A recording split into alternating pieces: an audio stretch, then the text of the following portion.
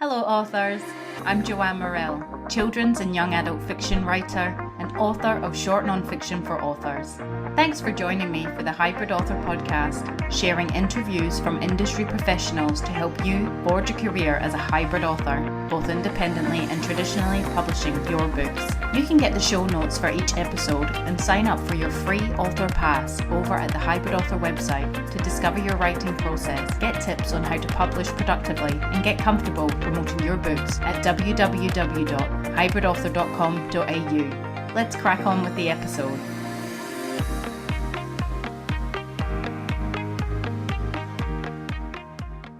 Rebecca J. Palmer is a teacher, printmaker, and speaker. She is also the author and illustrator of her debut picture book, Monkey Mind, a gentle narrative about the worrying thoughts that cause anxiety and a visual exploration of mindfulness and growth mindset for children, their carers, and adults. Rebecca is a fierce advocate for the power of visual language in picture books to enable children to decode hidden or implicit messages in their world. Wow, welcome to the Hybrid Author podcast, Rebecca. Oh, thanks so much, Jo. You've made me sound very important. That's because you are. Thank you. So, it sounds like you've been on quite an author-illustrator adventure so far. Can you tell us how you got into the industry in the first place? I started out many years ago, actually, when I was about 28 years old, and I thought it would be really cool to be an illustrator, and I was working out at Kalgoorlie at the time. And I went into the library, this is like before the internet, of course, went into the library and started researching different publishing houses. And I found one that I thought might be interested in my work. So I sent them off and it ended up being Pascoe Publishing. So that was Bruce Pascoe, and famous Bruce Pascoe I found out later on. And he got me to do a few covers for picture books, which was great. It was actually Australian Short Stories magazine, which was Australia-wide at the time. And I thought it was really great, but then I ended up meeting somebody and we ended up making a family together. So, I had a bit of a hiatus. I started working in universities, teaching design and just ticking along that way. And I thought I'd like to get into teaching children. And my children were starting to go through primary school, so I ended up doing that. And from there, I just thought after a while I'd like to revisit my dream, go back to it. And it's taken a bit of a while, but finally it happened for me. I was lucky. Somebody told me that there was a publisher that was looking for books about mental health and families, and they wanted an animal in it. And I went, well, I've pretty much got that manuscript, and sent it off to them. And they chose that manuscript out of 400 applications. I think there were about 8 other people that got published from that submission. And that's why I am where I am now. Yeah, fantastic. Wow, that's been such a journey. So we'll just start by, are you able to tell us, what teacher's notes effectively are and what purpose they serve authors and creators of books? Okay, well, teacher's notes are not just colouring in the characters from the book. There's a lot of work that goes into it, depending on who the book is actually aimed at, what years they're aimed at. You need to have a look at what teachers need to teach for that particular age. So you're looking at language, you're looking at literacy, and you need to cross-reference everything with the content descriptors in ACARA. And particularly in Western Australia, you need to look at the West Australian curriculum and cross-reference everything. And you basically construct it so that teachers can find the information straight away, see whether it's relevant to what they're teaching and are planning for in the upcoming terms.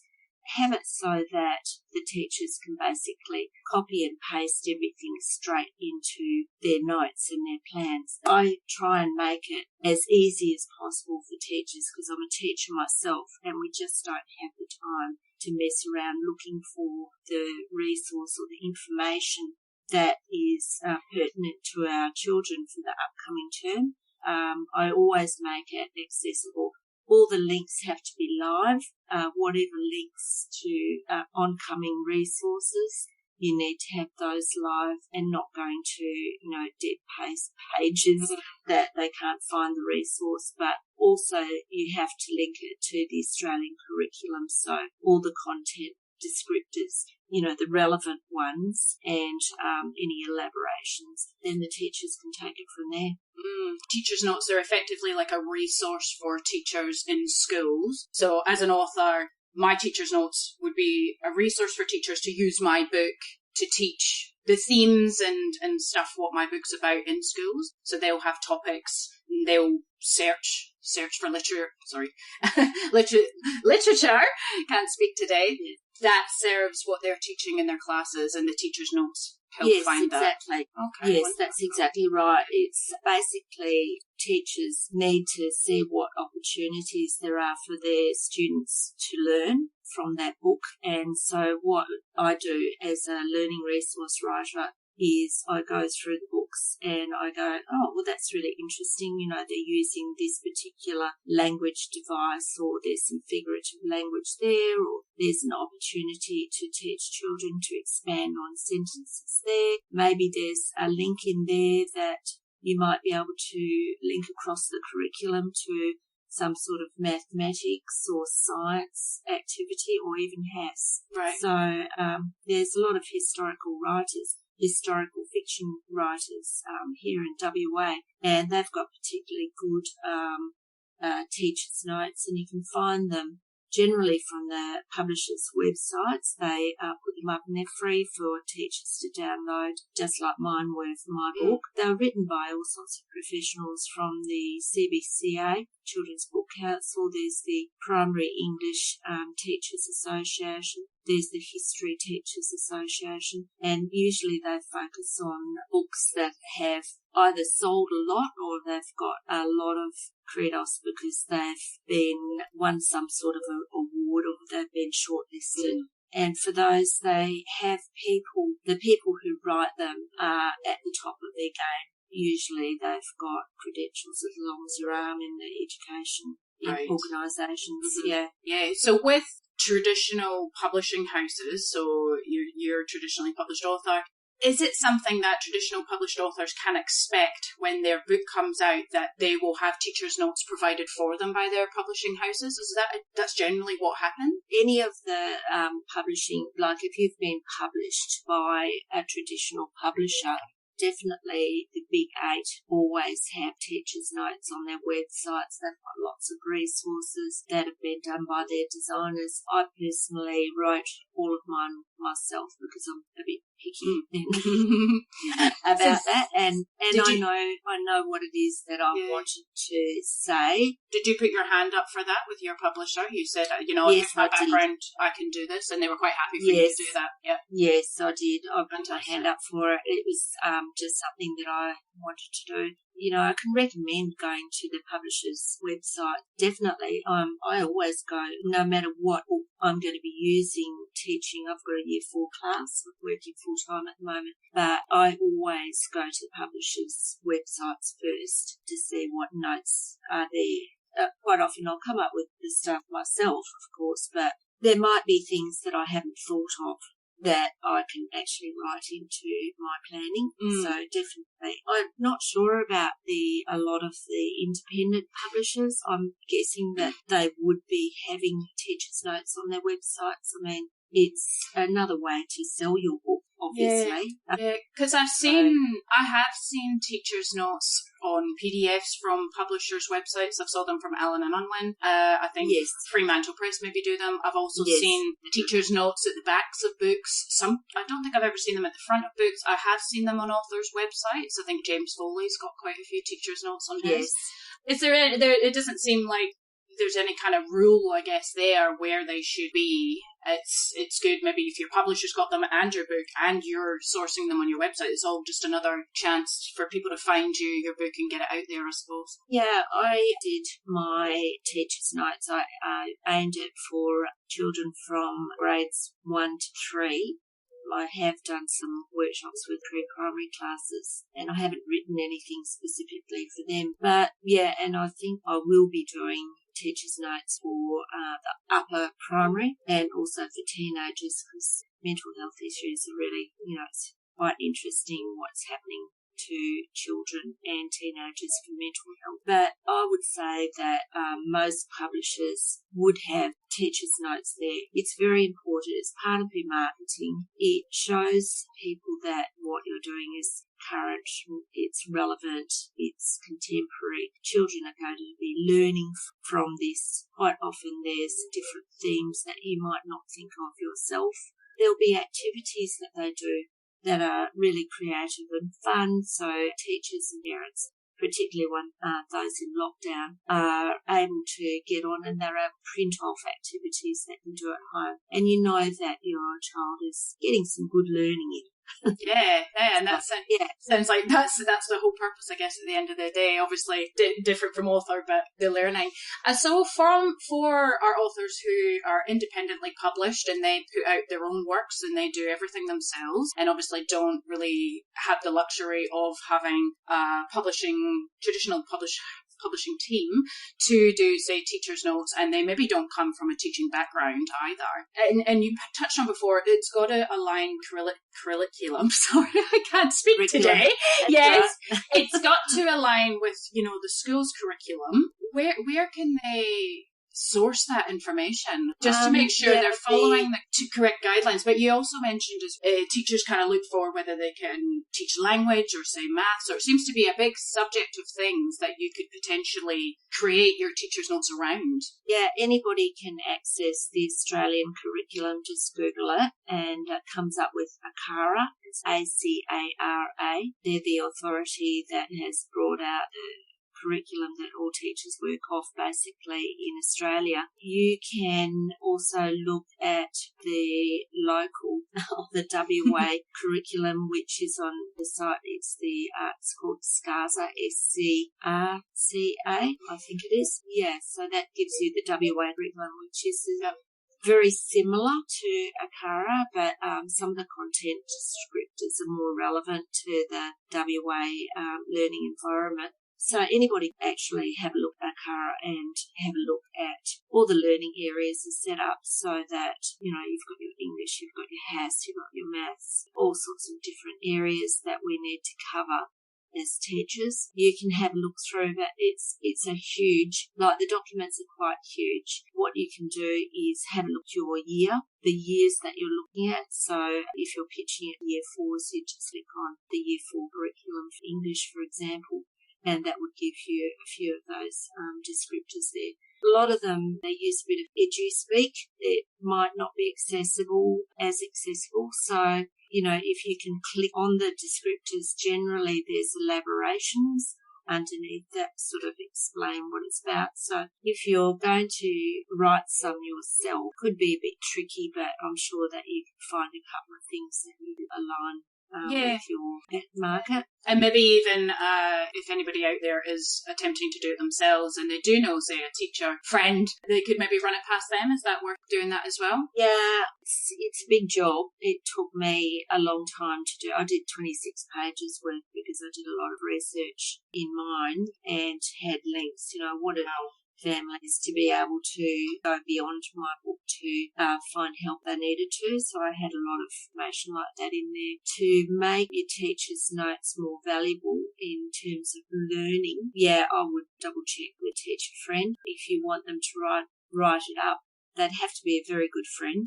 If you wanted them to do it for nothing, it's quite time consuming to get it right. I was writing teacher's notes for the school magazine, and just to do one magazine would take me 4 solid days to come up with all the teacher's notes for that. Generally, I was writing 4 different pieces of text. I'd do an article, I'd do a narrative, do some poetry. I can't remember what the last one was.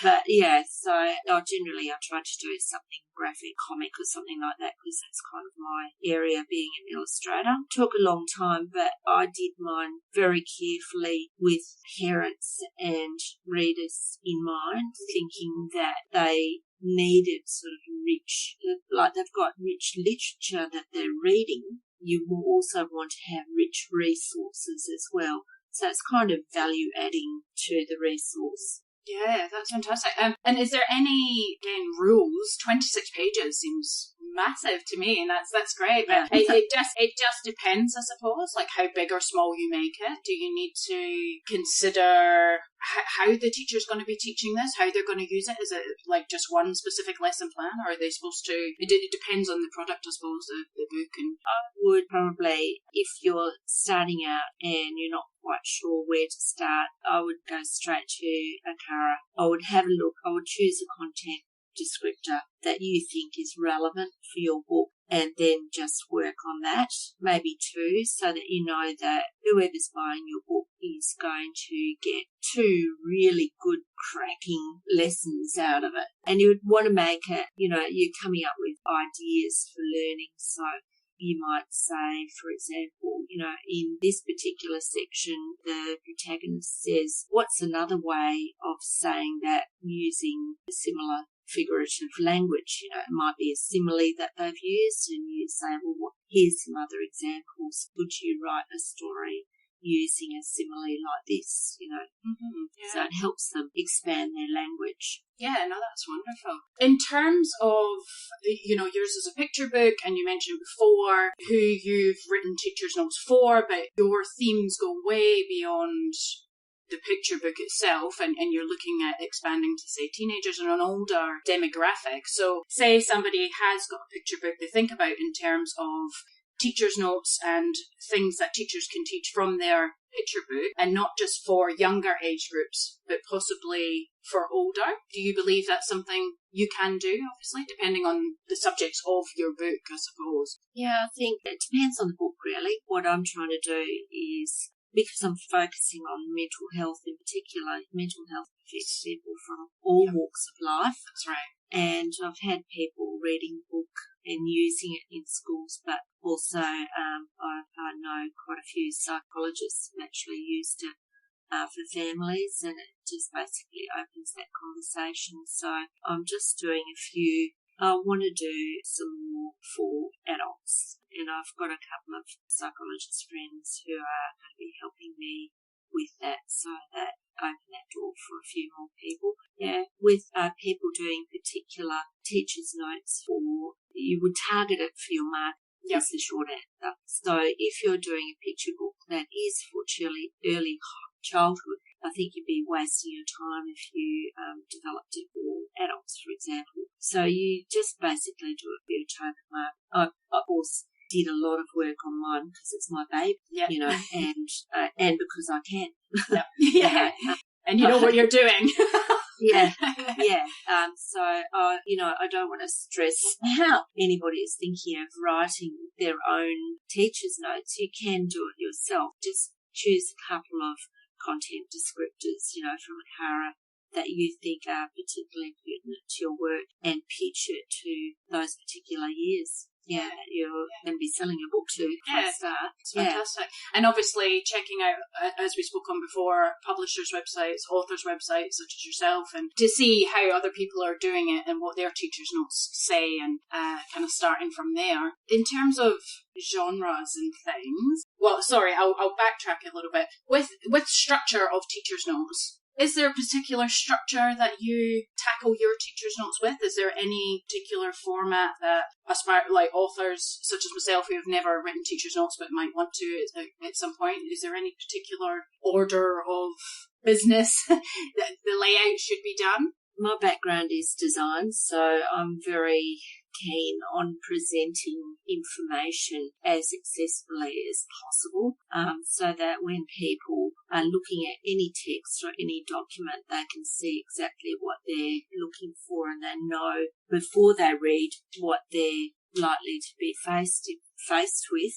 Writing teacher's notes, if you just present it as a herd, it could just look like a bit of gobbledygook. Arrange it, look at the different outcomes of the different elaborations, and I identify them so that, the actual content descriptor is there first. So I'll put that up so that people know that I'm actually identifying and working with that particular area of the curriculum. So that's the first thing that I would do. Then I try and do things in bullet points. I don't want to write a long explanation. I will think pair shares. I will direct them to different resources so that they can use it, like I could do cause and effect or a T-chart or something like that, some sort of resource source that they can download and they can actually use to answer the questions that I've got. With reading comprehension, the title up, these are reading comprehension questions, and then I'll delve into, depending on what's in the book, look at the 16 different reading strategies. And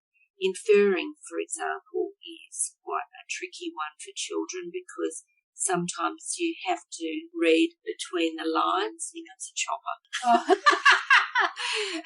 Chopper going over here. All part of the ambience. Yeah. And, that happens a lot around here, but it scares the crows off. So. As long as they're not coming for you, that's fine. No, I don't think so. I led a quiet life. But, yeah, so for example, if I'm looking at inferring, that's quite a tricky thing. Children need to learn to read between the lines. They need to learn what authors are saying, but what they're implying and what they're hinting at. And not just authors as well, you're looking at the illustrations as well, because authors and illustrators, they work in tandem, and quite often they can tell a different story. And children are clever. They can decode what illustrators are saying. So I like to write my teacher's notes so it's not just all about author, because the illustrator has a lot to say in the text and is extremely valuable, because that's what a child first looks at. That's what attracts them to the book. That is, quite often they have little Easter eggs in there for the children to find, and that creates fun. And children are reading those and can see messages in there, and that's what engages them and often makes them think in a deeper way about the actual text that maybe they hadn't accessed just by reading the words. I mean, some children are extremely visual, and words don't come easy to them. Telling the story, parallel stories together it's quite a feat to achieve. I actually really love looking at teachers' notes. Actually, one, I'll mention a few, Nick McKinley and Matt Otley. Have a look at those teaching notes. I mean, it's just wonderful to hear notes or read notes that are actually written by the author and the illustrator. It's very interesting to read. I read a lot of teachers' notes because I'm a bit of a dag when it comes to that sort of stuff. Sally Murphy's got some good stuff, which you can find on the PETA website if you're a teacher. Download those. Frene Nessac, Mark Greenwood, Norman Jorgensen, all these people they're up in the publishers' websites. You'll find teachers' notes, but quite often you'll find them on teaching websites. And I really enjoy looking at both of them because there'll be things that I can pull out that I can use with my students that are relevant from all those different places. Yeah, that's fantastic. I've waffled on a bit. No, don't be silly. That's fantastic advice. Thank you so much. So, obviously, we've touched on teachers' notes being resource for teachers to teach various things in their classes from books. You've mentioned you've spent a lot of time on your teacher's notes, so would you use your teacher's notes as a way of teaching in class as well? Not just for the teacher's notes are not just for the teachers to teach, the authors can write these up and they can do these things as well, or no, because it just depends on what they're teaching in class, I suppose? Yeah, I at my school actually subscribes to the school magazine. They have a wonderful array of resources there. I'm plugging them on my own behalf, I suppose, because I actually work with them and I know what you have to go through to create those teachers' notes, because I was actually creating them myself. And I know that they're excellent because they set the bar really high. And, I worked hard on those ones. But, somebody else is doing it. Tamara Moss actually, she took up from me.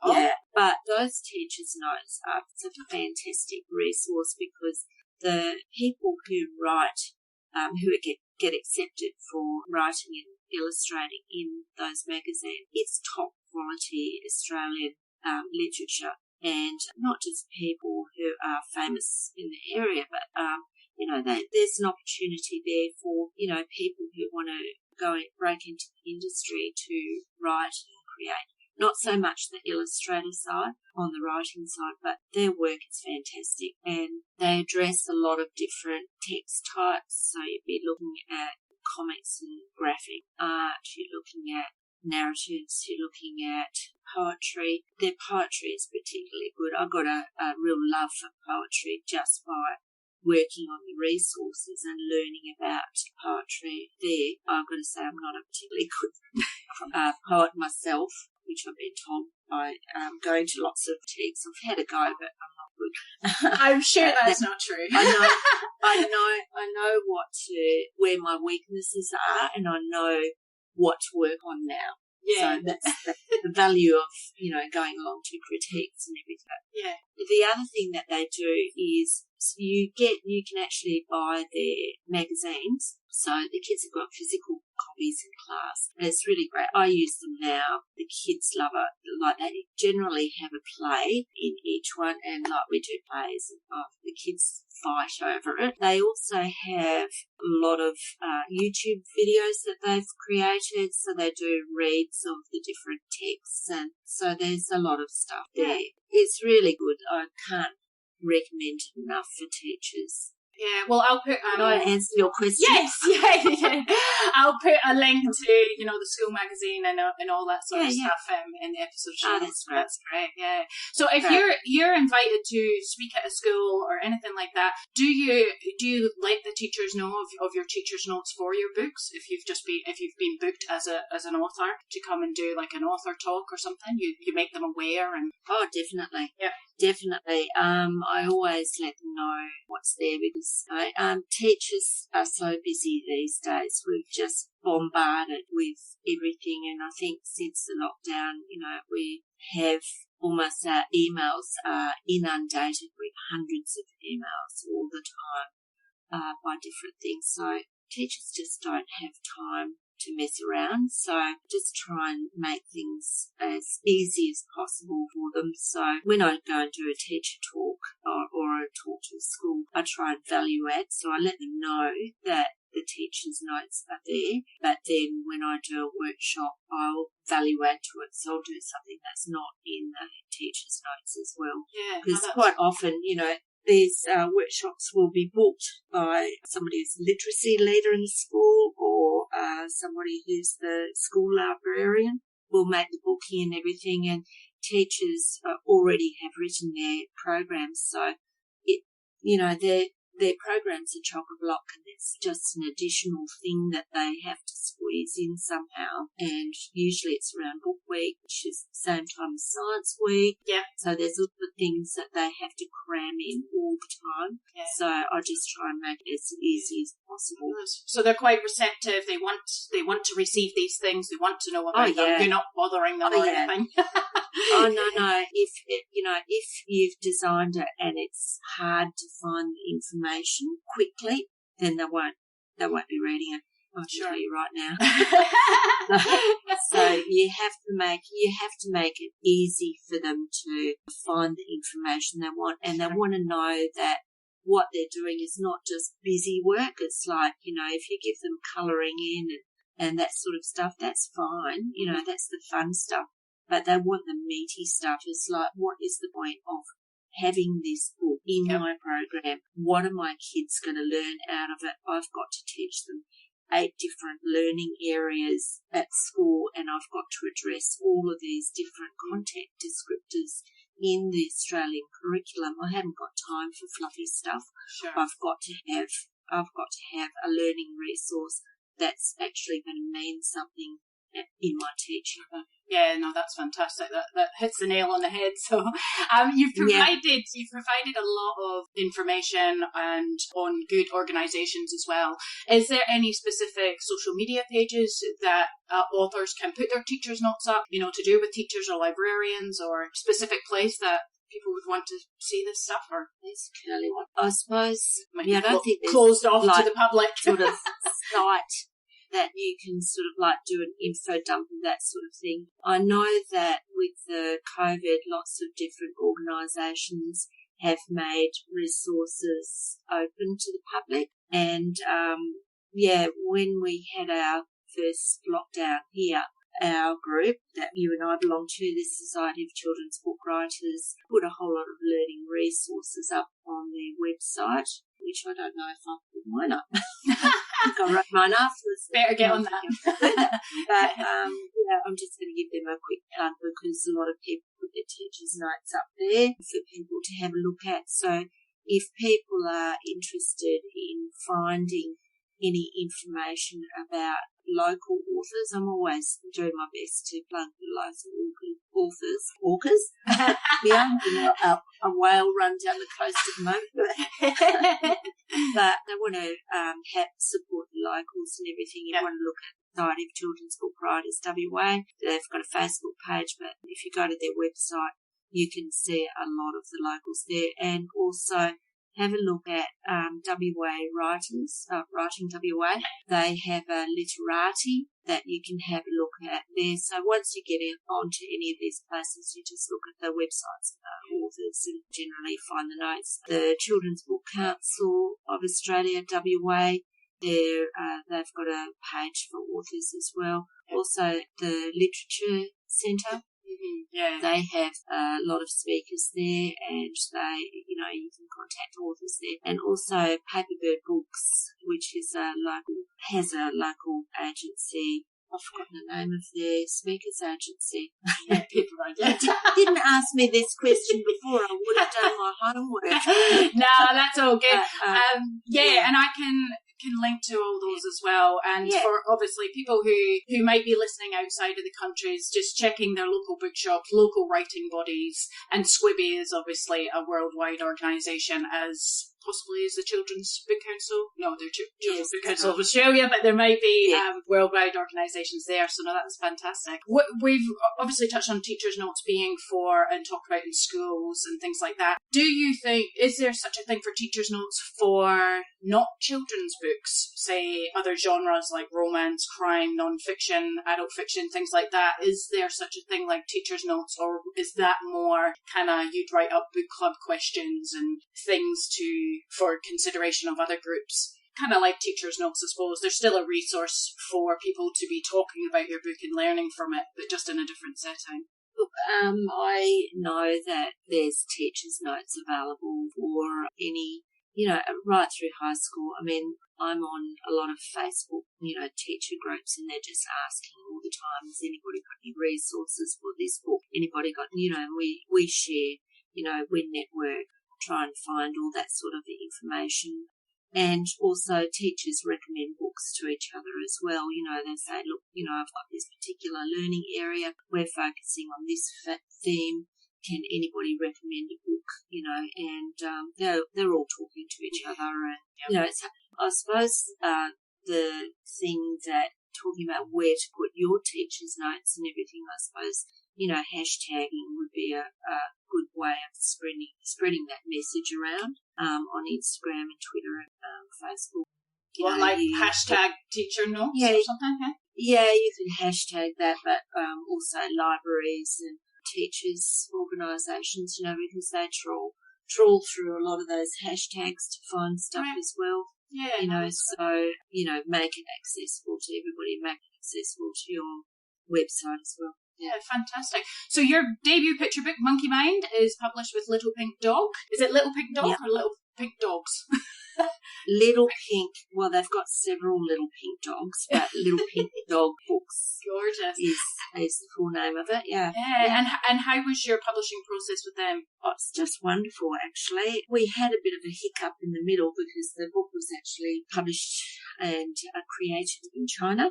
And that was when the ship stopped running and they couldn't print it and everything. So it was a bit of a long process there. No, they were fantastic. I actually flew over to Armidale where they are and met them, and they're a lovely couple and just very professional. Kathy Creamer's got a master's in children's picture books. She knows what she's talking about, and they're very professional and very kind people. Their focus, I think I said earlier, is mental health and children and families, and that's what a lot of their books are about. The process, well, of course, I'd never been through a process like this before, and they were very open to me contacting them. They knew that I knew nothing about doing a picture book, and they just work with people generally who know nothing about it, and they were happy to hold my hand through the whole process. And I because they were so nice, I was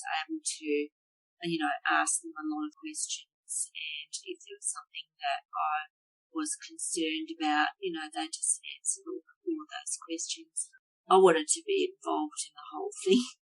So I did basically everything. I did the teacher's notes, I wrote, I illustrated the book, I did the cover, I did font design throughout, I did a lot of the promo and everything. But, I put my hand up for it and asked them if I could do it because I wanted to be involved in all of that. And I've got a design background, so, I think I could do a reasonable job. With the cover, I had a few of my illustrator friends said that they would have liked to have seen it a bit stronger and maybe with the character on the front, but, I went down a different path for that because, it was about anxiety, and the hero of it is not just Piper but her monkey, which is kind of her alter ego. So I think I kind of covered that. But it's really hard doing cover design because you have to have something that shouts out amongst all of the other designs that are also shouting out, and you're not quite sure whether your design is going to be face out anyway. It could just be, you said smile. So there's a lot of things to take into consideration, and I wanted the font design to work with the illustration so that it didn't overwhelm the illustration, and it was, supplementary to it and supported the ethos of the book all the way through. So it was a fun journey, and they were just really helpful and kind and supportive through the whole thing. So it was a good experience. Good. Yeah, good first experience. So you have many, many skills, it sounds like. And you sound like you've got the capabilities to be able to independently publish. Would you ever consider doing anything like that? Oh, no.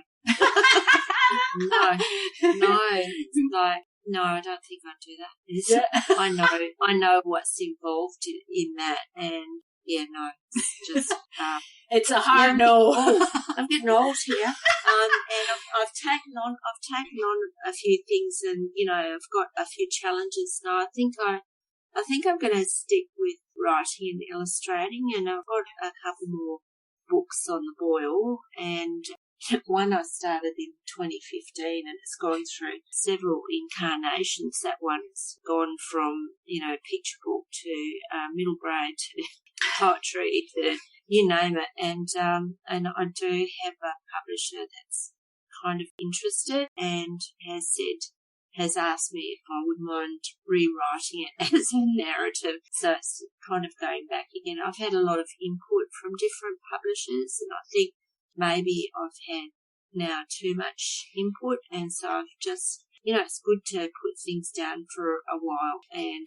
think about it rather than just keep on, attacking it and trying to get it happen. That's it. Yeah. I feel like I've had that experience actually, and I think what we have to remember is that every publisher and every different person would probably do the book differently. I've had a similar experience with a middle grade novel and spent a lot of time rewriting it on someone else's advice, and then to have someone else say something different, and then the penny drop and be like, okay, hang on, I'm going to keep changing this. Yeah. I have to pull it back and think, where do I want it to go, or what do I think's best? And sounds like you're at that stage. So I think it's I've been along to a lot of Scribby events, and they talk about voice. The voice of the main characters needs to be really strong, and I think that's what drives the story. And quite often, if you're listening to too many different people, your voice changes because you're trying to please other people, and then your voice gets lost. I'm just thinking about voice, and my character and how, it's got to come from me. I've got to feel for the character myself and not kind of force it to be the voice that other people think that it should be. Yeah. I don't know if I'm explaining myself. No, you are. That's incredible. That's really great advice there. Yeah. No, that's so great. Thank you so much, Rebecca, for your time and your expertise and everything. It's just wonderful there. Lots of good information on teacher's notes, and we all know where to begin now and where to research and have a look and what to include. So thank you. So where can you tell us where we can all find your author illustrator details and your work in store and online? I'm on Facebook and Instagram, and I've got a website which I should be updating, but I can't at the moment because I'm planning for school. We've got term 4 coming up, so I post fairly regularly on Instagram, and you can do the share thing where it just goes automatically to your Facebook site, but I don't really have too much time to look through the socials during the term, but I try and post up. And because I'm not sort of writing too much myself at the moment, I'm just teaching full time, I try and plug other people. I just feel, you need to share the love. Like, there's a lot of local authors and illustrators that struggle to get out there. You don't earn much money as a writer, that's for sure. So I just try and share the love that way. But you'll find me on Instagram. It's Rebecca J. Palmer Books is where you'll find me. Is it in your website, even though you're saying you're not updating it, but www.rebeccajpalmer.com? Or? Yeah, that's right. Yeah, that's me. And you'll find my teacher notes there. Ooh, yes, we'll definitely check those out. The big 26-pager. Well, we've got Mental Health Month coming up, and so even though I don't seem to be doing too much at the moment, there's something called Online Story Time, and they've actually just opened it up this year in support of people who were involved in different lockdowns all over the place. And I've got a video that's actually online. They're actually reading my book, and they've also put up another video explaining all about my illustration process, which is all to do with etching and everything. So that's pretty exciting. It's been done by the Riverina Regional Library, and that's actually going to, it's also going to it's the largest regional, I'm going to read this out. It's the largest regional library service in New South Wales. It covers 19 different library branches and a mobile library spread over 47,000 square kilometres. Wow.